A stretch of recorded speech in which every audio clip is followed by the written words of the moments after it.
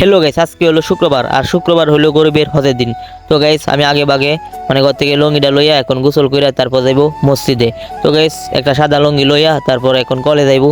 তো গোসল কইরা চলে আইতাছি, দেখেন গাইস মানে একদম চুলটুল বিদা। তো ঘরে আইসা তারপর লঙ্গি দিয়া মাথাটা মুছবো, শরীরটা মুছবো বালা কইরা, মুইসা তারপর শুকাইবো।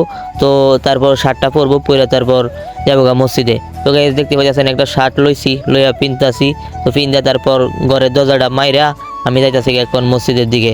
তো গাইস বিছার মধ্যে বাইরে হইলাম, আঁততে আঁততে যাইতাছি মসজিদে। অনেক রোদ পড়ছি, মানে অনেক গরম লাগতেছে। যাই হোক গাইস, গরমের দিন ভালোই লাগে। তো আইটা যাইতেছি মসজিদে গিয়ে নামাজটা পড়বো। শুক্রবারের নামাজ পড়লে অনেক ভালো লাগে, অনেক মানুষ হয়।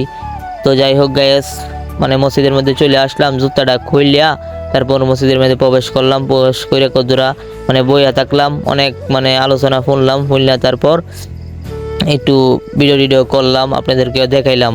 তো গাইস ফাইনালি এখন নামাজের মধ্যে দাঁড়ায় পড়ছি, একটু ভিডিও করলাম। তো গাইস ফরজ নামাজ শেষ, আর নামাজের ভিডিও তো করা যাইবে না, আর কখনো করবো না।